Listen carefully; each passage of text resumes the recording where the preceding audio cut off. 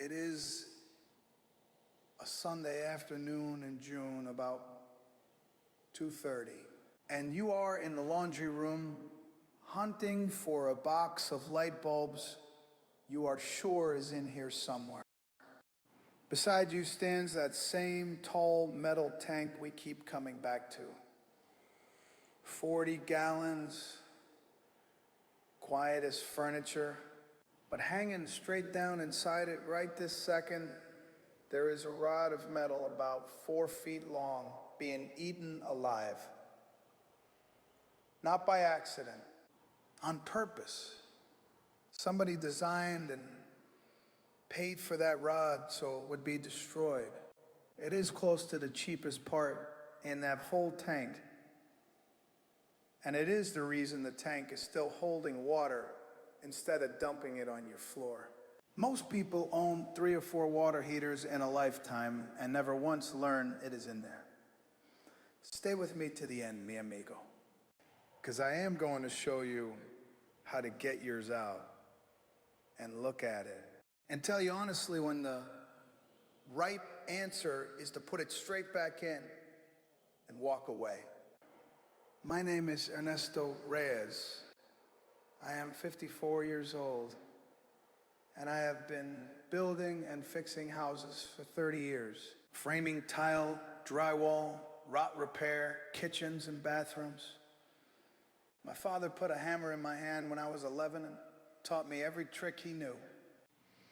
And most of what I hand you came off a job site, not out of a manual. And I say it plainly the way I always do, because I do not like anybody pretending to be something they are not. I am not a licensed plumber. I am a builder, but 30 years of remodels and rental turnovers means I have stood next to a lot of these tanks with a flashlight, and the plumbers I work beside have taught me plenty.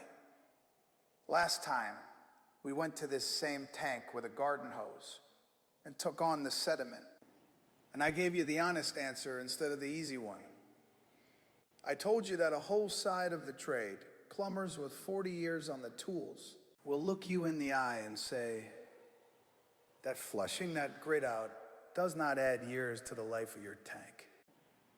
So today I owe you the other half of that conversation, because there is a part in that tank that does decide how long it lives.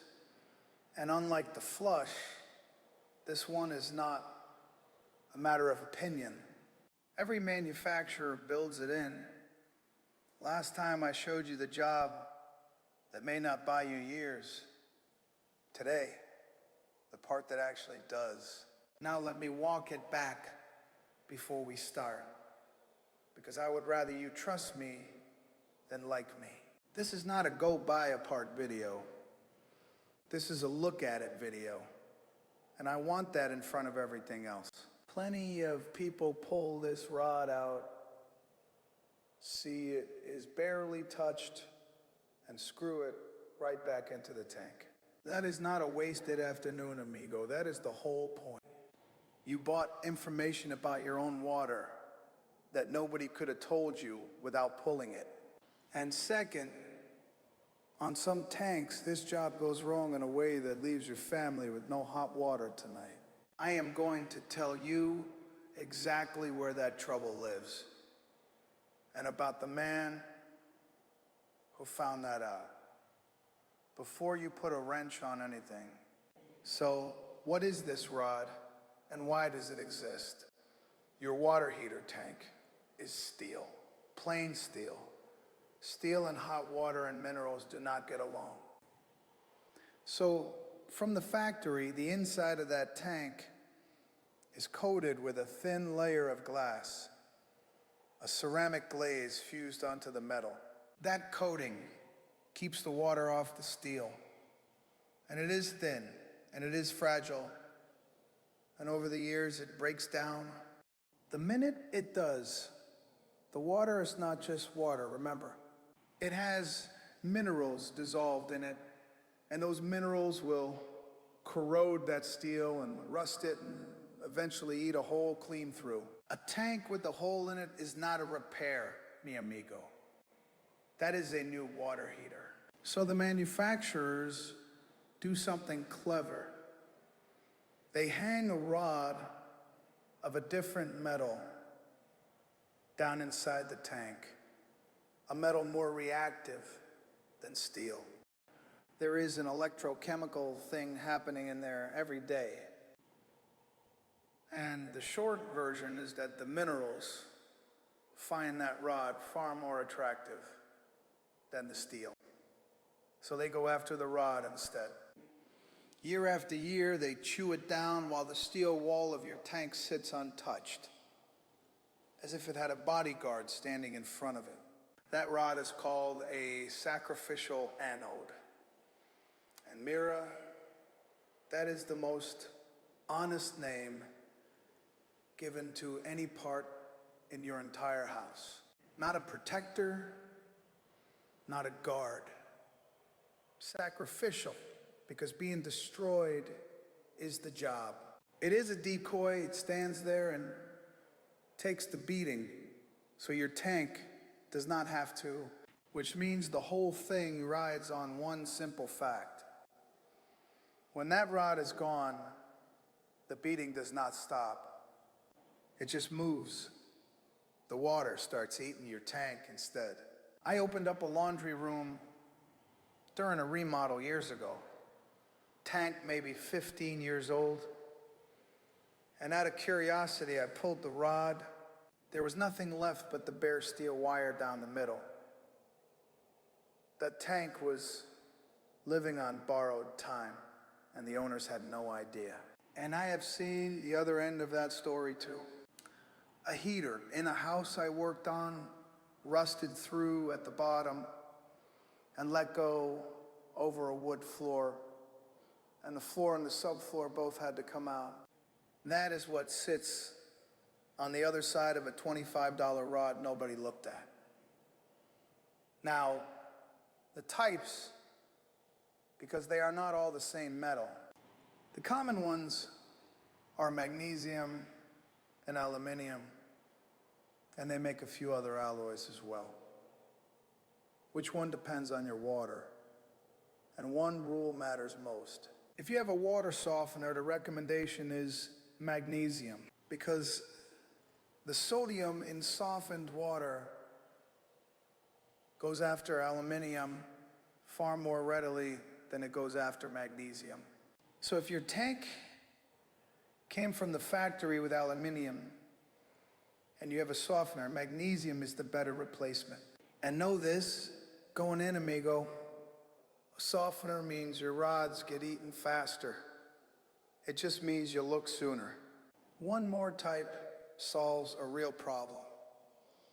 These rods are 3.5 or 4 feet long, and they come out the top. So if your tank sits under a low ceiling, you may not have the clear air above it to lift one out. They make segmented rods for that, jointed ones with flexible links. You bend them around the corner, feed them down, and they straighten out as they go into the tank. If you look up and see a ceiling right above your heater, that is the kind you want. Bueno. Now, finding the right part, because this is genuinely the hardest part of the job. On the side of your heater, there is a data tag with the model number. Write it down. That number tells you the length of your rod and the metal it came with, and it gets you the parts list for your model and the correct replacement. On many tanks, the anode sits under its own hex head on top, sometimes out in the open, sometimes under a little plastic cap you pop off. Easy. But some makes do it differently. On those, the anode is built into the hot water outlet fitting, so the rod and the pipe feeding your whole house are one assembly, and the water leaves through holes in it. Those are usually not on a shelf anywhere. You order them, so check your manual and be certain what you are about to unscrew. The wrong fitting on top of a water heater is a bad afternoon. All right. The job in order, step one. The same first step as every video I have made about this tank. The heat comes off first. Gas, turn the dial to pilot or vacation if yours has it. The burner shuts down and the pilot stays lit, so when you are done, you turn it right back. Electric, breaker off at the panel, or unplug it. Heat off first, always. Step two, close the cold water supply valve feeding the tank. Usually right up on top, and on most it is a lever ball valve. A quarter turn until the handle sits crossways to the pipe. Step three, open a hot tap somewhere in the house. Water runs a few seconds, tapers off, and stops as the pressure comes off. Step four, put a garden hose on the drain valve at the bottom and run the other end to a floor drain or outside. Open it and drain a couple of gallons, not the tank, a minute or two, then close it and take the hose off. And know both reasons for that, because people only ever hear one. The first is that you are dropping the water level just below the top of the tank. So water does not pour out of the hole when the rod comes out. The second is the one nobody says out loud. That rod is screwed in tight, and the weight of all that water is what holds the tank still while you break it loose. Empty the tank, and you are wrestling a light hollow drum that wants to spin with your wrench. Leave the water in it, amigo. It is your helper. And that water is hot. Same warning as always. Hose to a drain, nobody standing in the runoff, no kids, no dogs. Step five, get yourself access. You may have to take a few sheet metal screws out of a vent hood and move it aside, or work around a furnace sitting where your elbow needs to be. You need room to swing a wrench, move a vent gently, and put it back exactly as it was. Step six, break it loose. Pliers will not do it. You want a large pipe wrench, and an 18-inch gives real leverage. If that is not enough, slide a length of iron pipe over the handle as a cheater bar, and that 18-inch wrench is suddenly 4 feet long. An impact wrench works well too where there is room for one, but go slow and deliberate. All that force lands on a fitting welded into the top of your tank, and if you snap it off, you have gone from a Saturday job to a very expensive Monday. Steady pressure, not violence. Now, the warning I promised you at the top, and I will tell it exactly as it happened. The way these are built, sometimes the only thing sticking up out of the top of that heater is the threads of the fitting. No smooth shoulder to grab. Nothing but thread. A man who had already done this job successfully on his own heater went to his brother's house to do the same favor. His brothers had nothing but those threads showing. He put the pipe wrench on them, he leaned into it, and the threads collapsed, crushed flat. Now the wrench has nothing to bite, the rod is not coming out, his brother's house has no hot water, and he is standing there knowing exactly whose fault it is. Here is what saved it. He did not go get a bigger wrench. He stopped. He went and bought a fitting he could thread on and off that stub several times to chase the crushed threads back into shape. Not perfect, he said, but good enough. Then Teflon tape, pipe dope over it, and the hot water line went back on. No leaks. Hot water restored. The old rod is still in that tank to this day. So take the lesson, mi amigo. Before you crank, look hard at what you actually have to grip. If it is nothing but exposed thread, that is your moment to ask whether this is your job or somebody else's. And if a fitting will not move under honest, steady pressure, walking away with hot water is a better outcome than winning.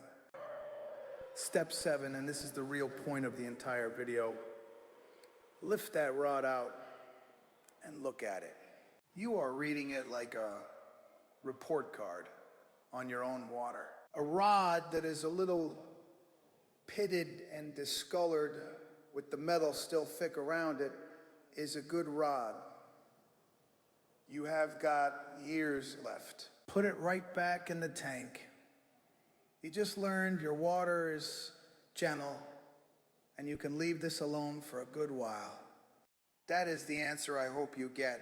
What tells you to replace it is a rod eaten down to the bare wire core running through it, or one that is soft and flaking, or one that comes apart in your hands. And they really do come apart. A 4-year-old rod out of a normal house was already well used, clearly on its way. A 7-year-old, one out of the same kind of tank, was breaking as it came out, dropping pieces back down into the tank, and there was no getting all of it. That is a rod that waited too long. While it is out, look at the top of that fitting. Some have a small heat trap built in, a little valve. A few dollars, and it swaps out right there. If yours has one, do it while you are in. Step 8, length. Lay the new rod against the old one on the floor before it goes near the tank. If the new one is longer, cut it to match, because you do not want a rod resting on the bottom of your tank. A man doing this job put in one that was too long, finished the whole job, then decided he did not like it sitting on the bottom, drained it down and pulled it back out to cut it. Save yourself the second trip. And cut it by hand with a hacksaw. Magnesium is a flammable metal. It will burn if you get it hot enough. And a powered chop saw makes plenty of heat and plenty of sparks. It is a soft metal. A hand hacksaw goes through it easily. Step 9, the tape. Wrap your Teflon tape the same direction the rod threads in, backwards, and tightening the rod just unwinds it and you have done nothing. Simple test. Press your fingers on the wrapped threads and spin. If the tape peels off and crumbles in your hand, you wrapped it wrong. Do it again the other way. A little pipe dope over the tape is good practice. Step 10, thread it in straight. And here is something you will not expect. There is a tank full of water under that hole, and it pushes back. The rod sways and wanders as it goes down, and it has to go straight down the middle without touching the sides, so guide it. To keep from cross-threading, turn the rod backwards with light downward pressure until you feel it drop into the threads. Then start forward. Hand tight, then the wrench, and grip the smooth part of the fitting, never the threads. That is exactly how they get crushed. Step 11. If you took the hot water line off, put it back, start it by hand, snug it, then about 3/4 of a turn with a wrench. These do not want to be cranked down hard. Step 12, open the cold supply, let it fill, and check for leaks before you put one screw back in that vent hood. Look, and put your fingers on the joints. If you see bubbling or weeping, nip it up a little tighter and wipe everything dry with a towel and watch it again. Dry metal tells the truth. And only when it is full, pressurized, and dry do you turn the heat back on, gas, dial back off pilot, and confirm the pilot is still lit. Electric breaker back on, then run a hot tap until the sputtering stops. Now, how often? This is a look at it job, not a calendar job. Every few years is plenty for most people, and your first look tells you your own answer. Because water chemistry decides everything, and your water is not mine. Softener in the house? Look sooner. And let me say the quiet part, because it is different this time. Nobody sells a service call to come look at a part and put it back. There is no invoice at the end of that. So the one part in your house that decides whether your water heater dies at 8 years or at 18 is the part nobody ever brings up to you. It is not a conspiracy, amigo.